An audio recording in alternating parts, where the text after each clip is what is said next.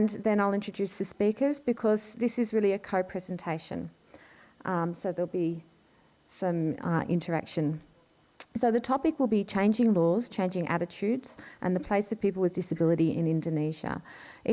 And then may I introduce Anthony Saputra. Anthony is a PhD candidate at the School of Social Sciences at the University of New South Wales in Sydney. His dissertation focuses on exploring the potential of disability-inclusive budgeting as a tool of disability-inclusive development for realising the rights of persons with disability in Indonesia. Anthony has also managed a series of international donor-funded disability community research grants implemented by PPDI Kota Padang, that's a local disabled persons organisation, in collaboration with other NGOs and DPOs in the province. I should have asked what province. Oh, in Sumatra. Okay, there we go. That was a vital piece of information that was lacking from my description. I'm going to hand over to Anthony first. The global disability movement has a great influence on disability activism in Indonesia. So the global shift towards the social model of disability, in which there was a greater scope to think about people with disability as individuals with rights that need to be fulfilled, rather than as individuals with problems who need to be helped. The growing popularity of the social model of disability, the idea that disability is a consequence of social structures and infrastructure that cannot accommodate people unless they are able-bodied, was reflected in the push towards a new term, driven primarily by activists from Central Java. These activists made a case for using the word difable, so derived from the English word differently abled. So the term difable was meant to move away from the negative connotations of other terms used and reflect, and this term reflects the range of capabilities that people living with disability possess. This term became increasingly popular among activists in Yogyakarta and other parts of Central Java, but did not take hold to the same extent within the network of disability advocates and policymakers based in Jakarta. For many decades, particularly before the United Convention on the Rights of Persons with Disability ratification, disabled people in Indonesia were labeled in the government policies with various terms that mostly portray them as deficient. For example, the word cacat or defect reflected a social belief that those with disabilities were worth less as humans, or orang yang dalam kekurangan jasmani atau rohani, that emphasized disabled people's physical or mental deficit. And euphemistic terms were also used to describe disabilities, such as the use of the prefix tuna, which are still commonly used at this time. For example, like tuna netra for blind, or tuna rungu, or actually the deaf community would prefer the term tuli, but the one used in the policy is tuna rungu, which means deaf people. Tuna actually means deficit. The official terminology change to address disability terminology happened when the Indonesian government ratified the Disability Convention, or the UNCRPD, through Law number 19 of 2011. So the term used in this law was penyandang disabilitas, derived from the English term person with disability. So despite the change in the terminology, the challenges related to disability issues in Indonesia haven't changed much before and after the ratification of the UNCRPD. The challenges faced by people with disabilities still revolve around difficulties in enjoying basic human rights such as education, employment, and participation due to prevailing stereotypes, social stigmatization, and the lack of accessible infrastructure. Data inconsistency also remains the greatest challenge for disability policy in Indonesia. Next slide, please. Such persisting challenges and the UNCRPD ratification have been the reason for disability activists to push for changes to Indonesia's legislative framework. They demanded a new rights-based disability law to replace the former welfare-focused law number 4 of 1997. Indonesia signed the convention in 2007, and ratified it in 2011. As a signatory to the convention, the government of Indonesia was then in a position where it had to adjust its policies related to disability, many of which directly contradicted the central tenets of the CRPD. So this became the basis for an extended campaign for a new national disability law, driven primarily by disability activists based in Jakarta. So a network called the Working Group on Disability Law, or the Kelompok Kerja Undang-Undang Disabilitas, or more commonly referred to as POKJA, was instrumental in driving the campaign for this law. So members of POKJA worked with the National Human Rights Commission, or Komnas HAM, to develop a draft law based on the CRPD. And supported by activists around the country, the campaign lasted 4 years and led to the passing of a new national disability law, which is Law number 8 of 2016 concerning people with disability in May 2016. The new disability law expected to change the way the Indonesian government approaches disability from a welfare focus only within the domain of Ministry of Social Affairs to a rights approach that makes disability a multi-sectoral issue under different relevant ministries. An example of challenging implementation of the new disability law that also is related to the remaining social welfare focus can be seen in the disability card mandated by Article 22 of the new disability law. The national disability law itself provides very limited information about disability card and how it is to be implemented. Beyond stating that the card is to be linked to a national data collection process, the law provided no further details. The implementing regulation for this mandate is the Ministerial Regulation of Social Affairs number 21 about the production of disability cards, which was released in November 2017.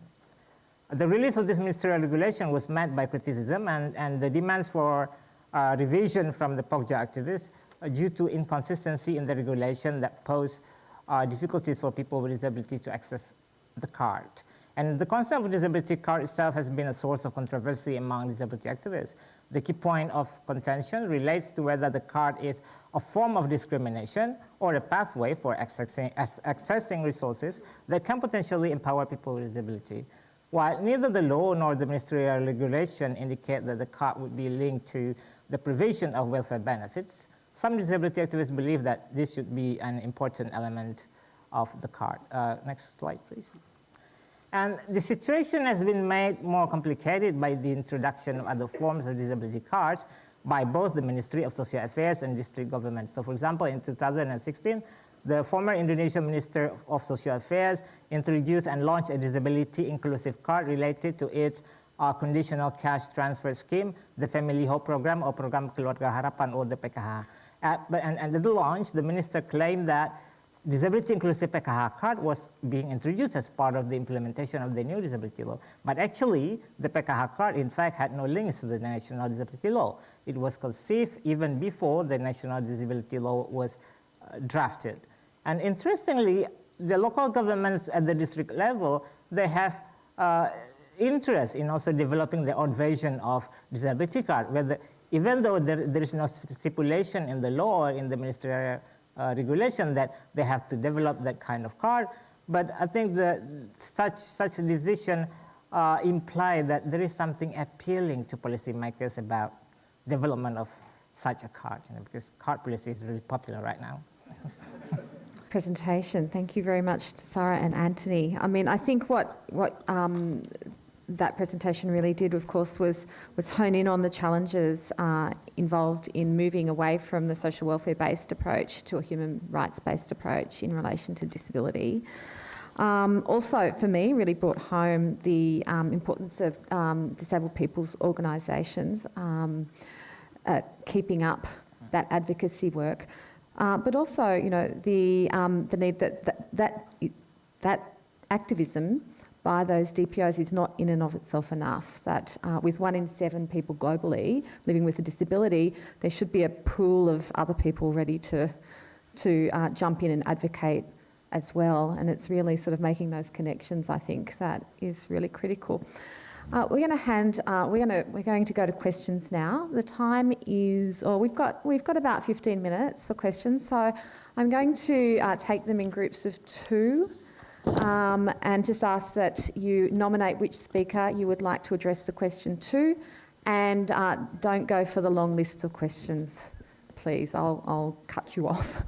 Okay, so all right, we've got one over here on my right.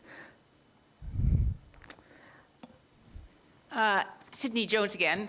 I was curious as to whether you as advocates can use the Para-Asian Games as a focal point, because you think of the nationalist upsurge in pride that the Asian Games brought, you would think that holding the Para Games might be a vehicle for getting this issue front and center. So I'd just be curious as to what you're planning. Thanks. Okay, that's one. Any more? Okay, we've got one right in the middle here. If we can get the microphone from my left to the middle.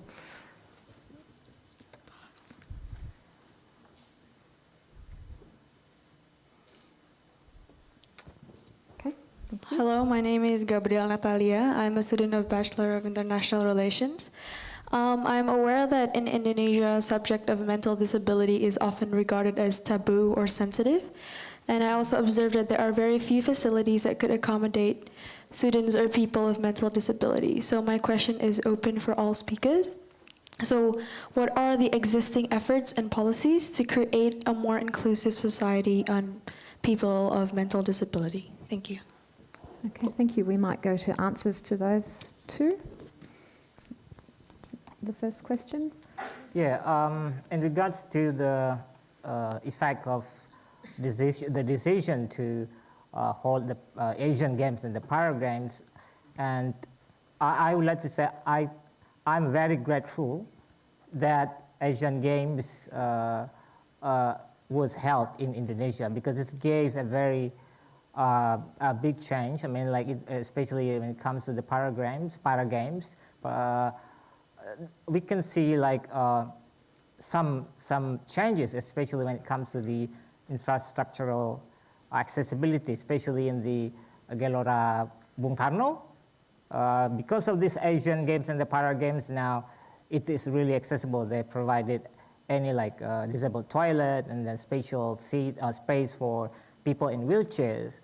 Yeah, I don't think that would happen without Asian Games.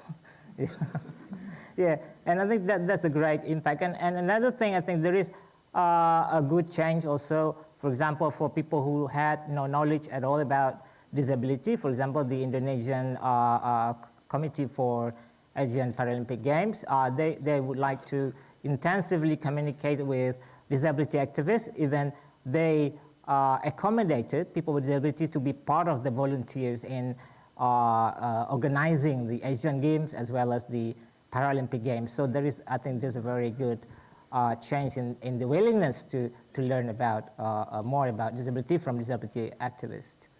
Yeah.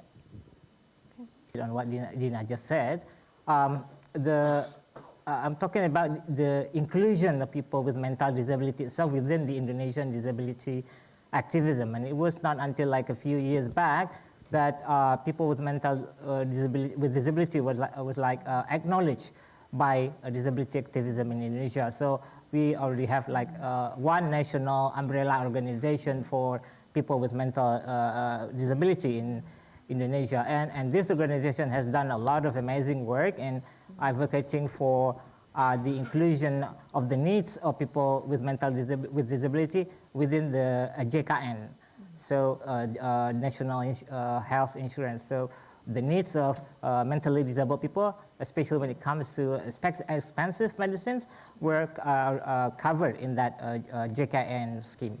Yeah. Okay, thank you. We might go to another couple of questions now.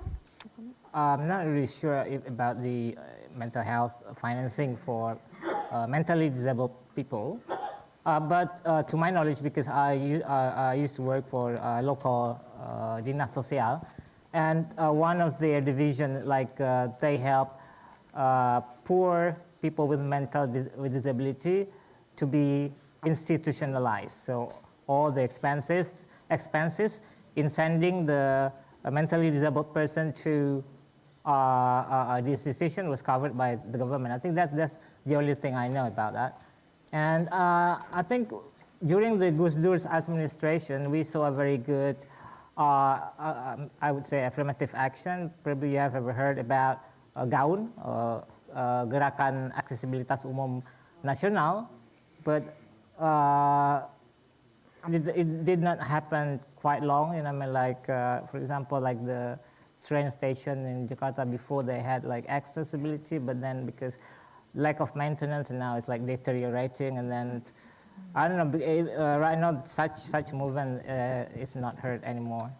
Okay. And I think for the 2019 election, it will depend again on the ability of disability activists to influence both of these candidates about their important issues. Okay. Yeah. All right, thank you. I think we'll have to wrap it up there. Can I ask everybody to please join together and thanking Tushar, Anthony and Dina. Thank you.